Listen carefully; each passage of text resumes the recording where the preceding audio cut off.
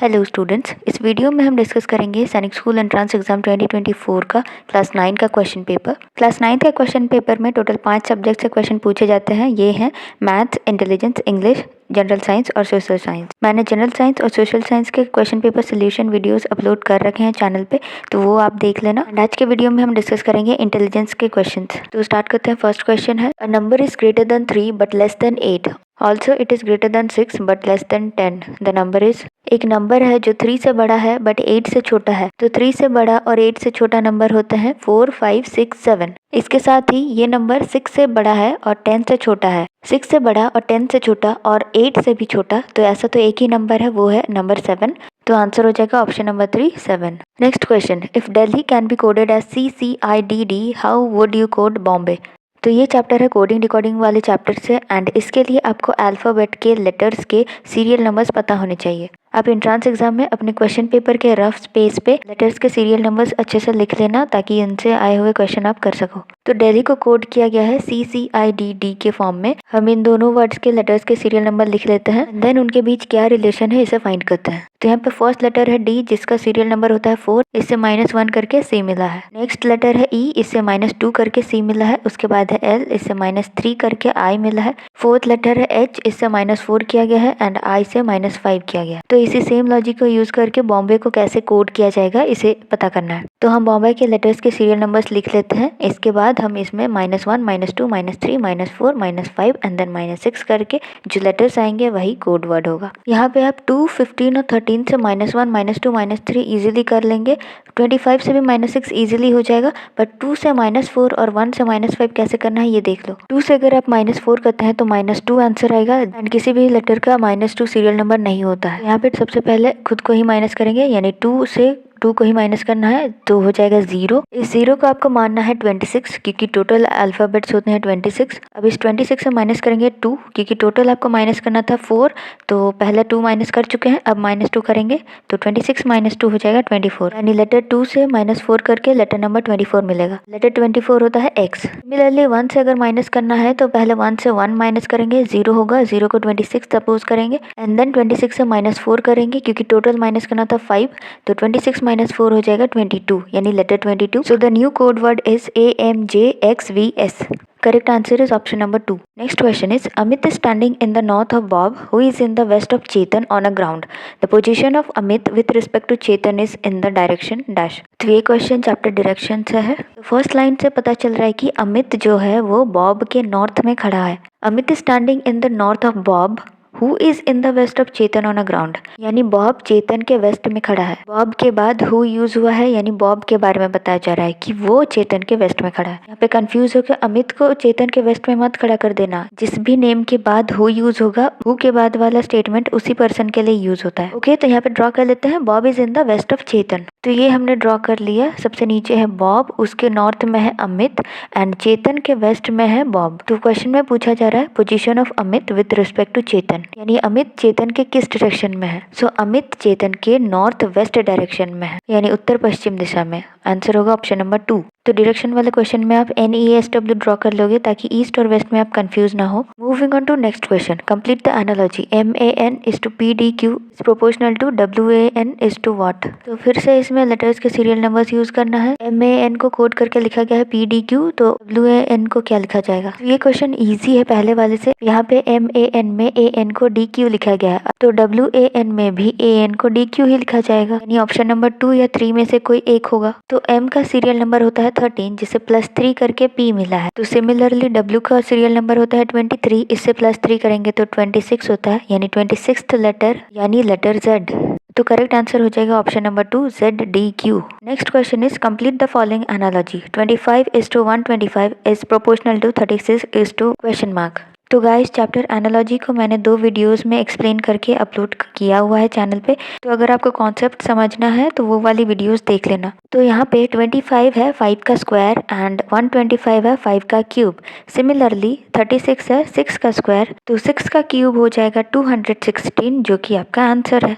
So option number 3, 216 is the answer. Next question, find the next pattern in the sequence. तो इस pattern को पूरा करना है। सबसे पहला है एक बॉक्स, इसके टॉप मोस्ट लेफ्ट कॉर्नर पे एक ब्लैक सर्कल है, ब्लैक डॉट है। एंड इसी ब्लैक डॉट का पोजीशन चेंज हो रहा है हर बार। तो इस पैटर्न को देखते हुए हम पता कर सकते हैं कि इसके पॉसिबल पोजीशंस क्या क्या हो सकते हैं। स्क्वायर बॉक्स में हर एक साइड में इस ब्लैक डॉट के रहने के 3 पोजीशंस हैं। सेकंड वाले स्क्वायर में ये सेकंड पोजीशन पे है। थर्ड वाले बॉक्स में ये एक घर छोड़ के 4th पोजीशन पे है। फोर्थ वाले बॉक्स में ये ब्लैक डॉट 2 घर छोड़ के यानी 5th और 6th पोजीशन का छोड़ के 7th पोजीशन में बैठा हुआ है। तो अब नेक्स्ट ये डॉट 3 पोजीशन छोड़ के ये वापस 3rd पोजीशन पे आएगा। करेक्ट मैच है option number 3। So this is the answer. Next फिर से पिक्चर सीरीज कंप्लीट करना है। फर्स्ट बॉक्स में एक राइट एरो है, सेकंड बॉक्स में 2 एरो है, एक राइट एक लेफ्ट, थर्ड में 3 है, राइट लेफ्ट राइट, फोर्थ में क्या होगा एंड फिफ्थ में है 1 2 3 4 5 arrows starting with right arrow, right then left right left then right. तो आई गेस क्वेश्चन को देख के आप में से कई लोगों को इसका लॉजिक पता चल गया होगा। फर्स्ट बॉक्स में 1 एरो, सेकंड में 2 एरो, थर्ड में 3, तो फोर्थ में 4 एरो होंगे और हर एक बॉक्स में सबसे ऊपर है राइट एरो, तो इसमें भी सबसे ऊपर राइट एरो होगा, फिर लेफ्ट फिर राइट फिर लेफ्ट, जो मैच कर रहा है ऑप्शन नंबर 3 से। तो ये हो जाएगा आपका आंसर।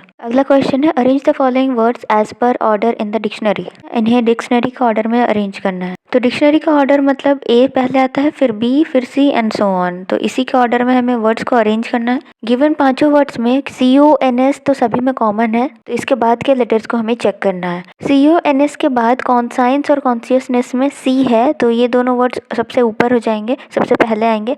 उसके बाद कॉन्सिक्वेंस और कंजर्वेशन में E है CONS के बाद, तो ये कॉन्साइंस और कॉन्शियसनेस के बाद आएंगे एंड उसके बाद कॉन्ज्यूम होगा लास्ट में, क्योंकि इसमें CONS के बाद U है जो कि C और E के बाद आता है। तो कंज्यूम सबसे लास्ट होगा, यानी कि A सबसे लास्ट में आएगा, यानी कि ऑप्शन नंबर 3 या 4 में से कोई एक होगा। दोनों ऑप्शन में ही C सबसे पहले है, यानी कि कॉन्साइंस सबसे पहले होगा, उसके बाद होगा कॉन्शियसनेस क्योंकि इसमें C है, उसके बाद होगा कॉन्सिक्वेंस एंड देन कंजर्वेशन क्योंकि Q R से पहले आता है। तो फाइनल ऑर्डर हो जाएगा आपका CBEDA, यानी option number 4 will be the answer. Next question, find the odd one out. Options हैं 13, 17, 37 और 63। ऑड वन का मतलब होता है डिफरेंट, तो गिवन 4 ऑप्शन में से 3 सिमिलर होंगे और एक अलग होगा, तो उस अलग संख्या को हमें फाइंड करना है। तो सबसे पहले हम ऑड इवन का क्राइटेरिया चेक कर लेते हैं। तो यहाँ पे दिए गए सारे ऑप्शंस ऑड नंबर्स हैं, इस लॉजिक से हम आंसर नहीं निकाल पाए। तो अब देखते हैं कि कौन से नंबर प्राइम है और कौन से कॉम्पोजिट। यहाँ पे 13, 17 और 37 प्राइम नंबर्स हैं, यानी कि ये खुद से और 1 से ही सिर्फ डिविजिबल होते हैं, बाकी कोई भी नंबर से ये डिवाइड नहीं किए जा सकते। जबकि 63 कॉम्पोजिट नंबर है, ये प्राइम नंबर नहीं है, इसको हम 1, 3, 7, 9, 21 एंड 63 से डिवाइड कर सकते हैं। तो इसलिए 63 बाकी तीनों से अलग है and this is the answer. Next question, find the missing number. तो यहाँ पे 3 फिगर्स है और थर्ड फिगर के सेंट्रल में जो सर्कल है वहाँ क्वेश्चन मार्क है, तो उसे हमें फाइंड करना है। तो ये क्वेश्चन थोड़ा सा ट्रिकी है, थोड़ा सा लॉजिक लगाने में टाइम लगा मुझे भी। तो ऐसे क्वेश्चन पे अगर आप फंस जाते हो और बहुत ज़्यादा टाइम लग रहा है, आपके पास और भी क्वेश्चन बचे हैं, तो उन क्वेश्चन को पहले अटेम्प्ट कर लेना, इसको लास्ट में करना। यहाँ आप एक अप्रोच लगा सकते थे कि सारे चारों जो बाहर के नंबर्स हैं, जो लाइन्स के ऊपर और नीचे और साइड में लिखे हुए हैं, उनको ऐड करके देखना, पर ऐसे में आंसर नहीं आ रहा है। यहाँ पे लॉजिक है कि जो हॉरिजॉन्टल लाइन में है, यानी कि लेफ्ट और राइट में जो संख्या है उनको मल्टीप्लाई करना है पहले। तो यहाँ पे फर्स्ट वाले में 7 × 4 हो जाएगा, 7 4 = 28। इसके बाद जो ऊपर और नीचे संख्या है 5 और 3, इनको मल्टीप्लाई करना है आपस में। सो 5 3 = 15। नाउ 28 आया था हमें हॉरिजॉन्टल नंबर्स को मल्टीप्लाई करके, तो 28 से माइनस करना है वर्टिकल वाले नंबर्स के मल्टीप्लिकेशन को।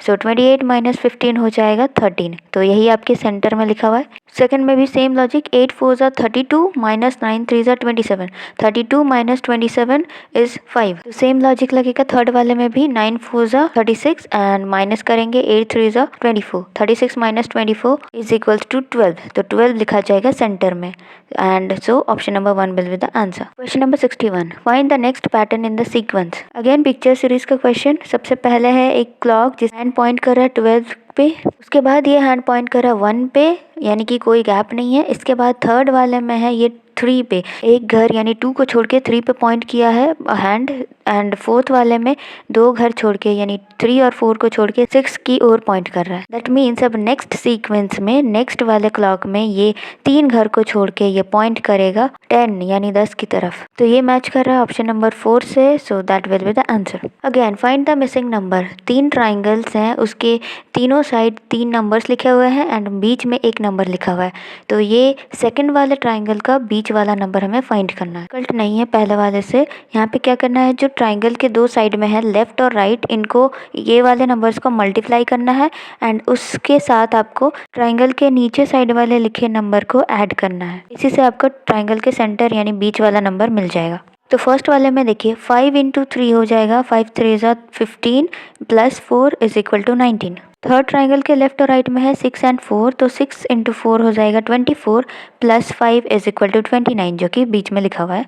सिमिलरली सेकंड वाले में भी वही करना है, 7 × 5 हो जाएगा 35 प्लस 6 इज इक्वल टू 41, यानी ऑप्शन नंबर 3 हो जाएगा इसका answer. Next question is complete the analogy. तो ये नंबर एनालॉजी का क्वेश्चन है। 3:11 is proportional to 7:? Question mark. तो आप बहुत सारा लॉजिक लगाने का ट्राई करोगे, 3 से कुछ मल्टीप्लाई करके 11 होगा, तो वही लॉजिक आप सेकंड वाले में लगाना। बट इस केस में लॉजिक ये है कि फर्स्ट वाले नंबर का स्क्वायर करके फिर इसमें 2 ऐड करना है, तो हमें सेकंड वाला नंबर मिल रहा है। तो 3 का स्क्वायर होता है 9 प्लस 2 इज इक्वल टू 11।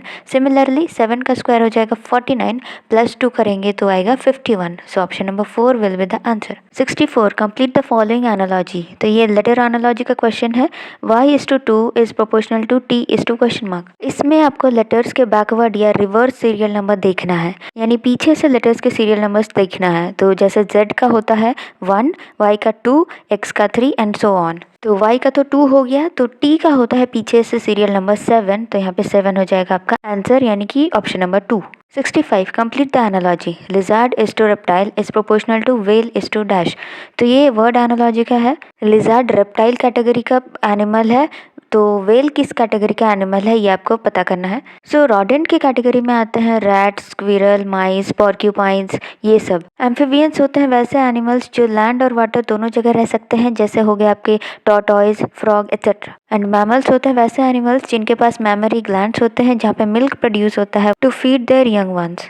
तो व्हेल मैमल की कैटेगरी में आता है and blue whale is the largest mammal found in the world. Whales ocean में पाए जाते हैं, पर यहाँ पे ओशन इसलिए नहीं होगा क्योंकि ओशन कोई कैटेगरी नहीं है एनिमल्स का, जबकि हमें कैटेगरी ही पता करना था, क्योंकि फर्स्ट वाले का रिलेशन यानी लिजार्ड और रेप्टाइल का रिलेशन जो है वही हमें व्हेल के केस में भी लगाना था। So option number 3 mammal is the answer. Find the missing number in the following series. 1, 9, 25, 49 question mark and then 121।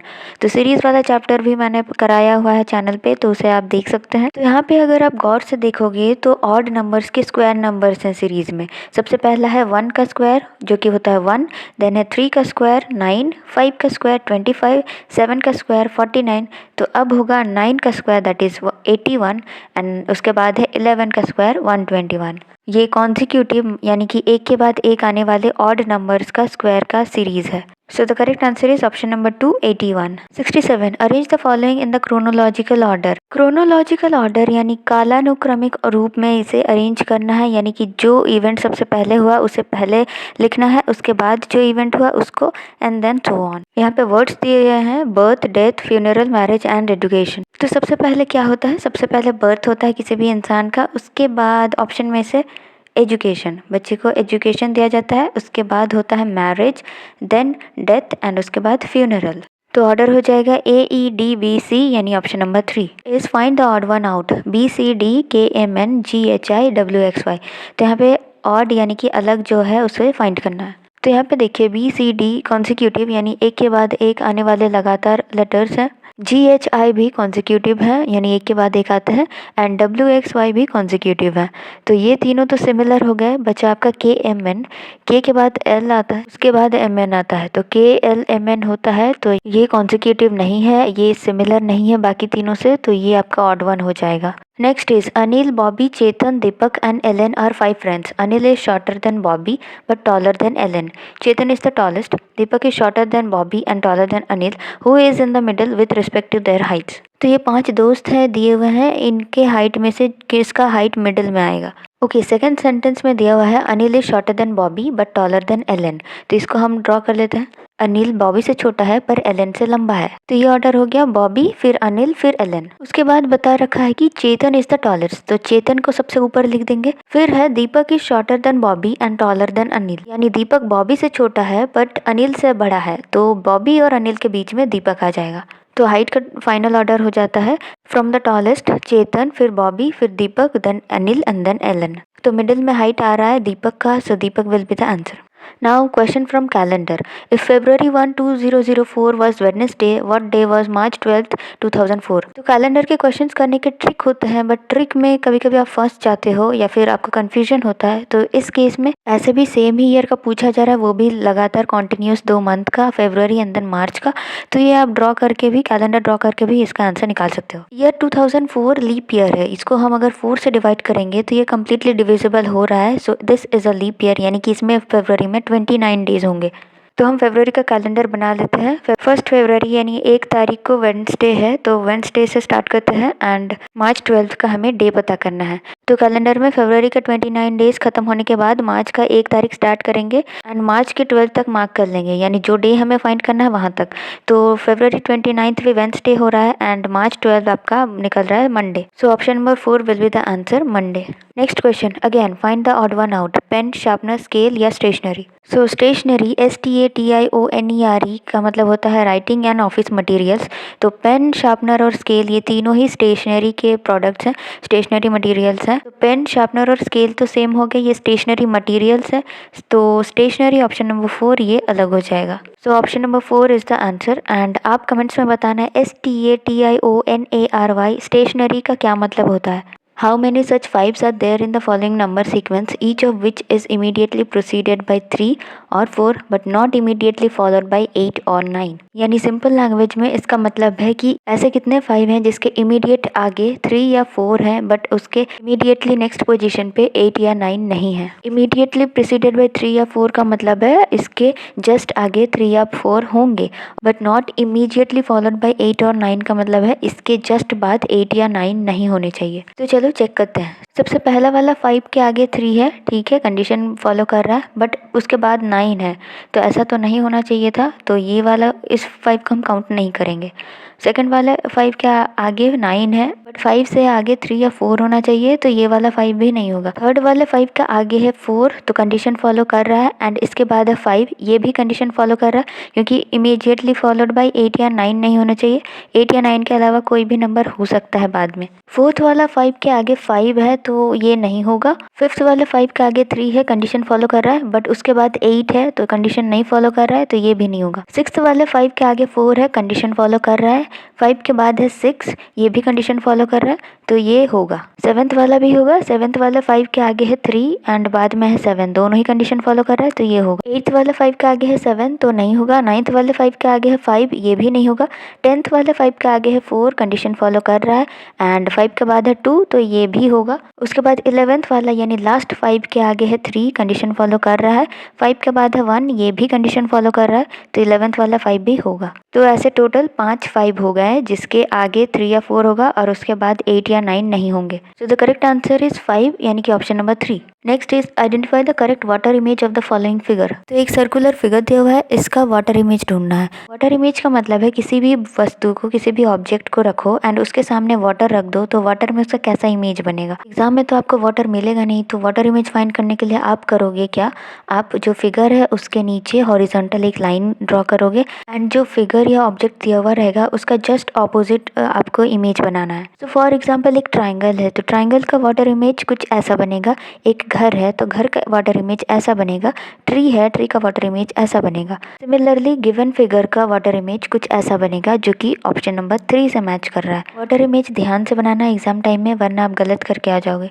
Next question है, find the missing number out of the options given below. एक circle दिया हुआ है, इसके 4 quadrant पे 4 number होंगे, तो एक मिसिंग है, इसी को हमें फाइंड करना है। ये भी थोड़ा टेढ़ा क्वेश्चन है, डिफिकल्ट लग रहा है। इसमें सबसे पहले 0 से स्टार्ट हो रहा है, इसमें प्राइम नंबर्स का लॉजिक लग रहा है। 0 के नेक्स्ट वाले बॉक्स में 7 है, तो 0 में +7 करके नेक्स्ट वाले बॉक्स में 7 बैठाया गया है। प्राइम नंबर्स होते हैं 2, 3, 5, 7, 11, 13, 17, 19, 23, 29, 31, 37 एंड सो ऑन। तो हर फोर्थ प्राइम नंबर्स को ऐड करके नेक्स्ट बॉक्स में बैठाया जा रहा है। पहला फोर्थ यानी चौथा प्राइम नंबर है 7, तो 0 में +7 किया गया। नेक्स्ट फोर्थ प्राइम नंबर है 19, तो 7 के साथ +19 किया गया जो कि 26 होता है एंड थर्ड बॉक्स में इसीलिए आपका 26 है। 19 के बाद नेक्स्ट फोर्थ प्राइम नंबर है 37, यानी 19 के बाद 3 प्राइम नंबर्स को छोड़ के 37 मिल रहा है, यानी अब 37 ऐड करना है 26 में। सो 26 + 37 होता है 63, तो फोर्थ बॉक्स यानी क्वेश्चन मार्क की जगह बैठेगा 63। Correct option is option number 3। Next question, arrange the following in a logical order increasing order, यानी छोटे से बड़े ऑर्डर में सजाना है। So day, week, second, minute, hour में सबसे छोटा होता है सेकंड, उसके बाद होता है बड़ा मिनट, उससे बड़ा होता है आवर, देन होता है day and then week. So order हो जाएगा आपका CDEAB। So the correct answer is option number 4। तो ये थे आपके इंटेलिजेंस के 25 क्वेश्चंस। आई होप आप लोगों को क्वेश्चंस के सोल्यूशन समझ में आया है। तो वीडियो पसंद आई हो तो please like, share and subscribe. तो नेक्स्ट वीडियो किस टॉपिक पे चाहिए कमेंट सेक्शन में बताना, मैं उस पर वीडियो बना दूंगी। एंड तब तक के लिए पढ़ते रहो, मिलते हैं अगली वीडियो में।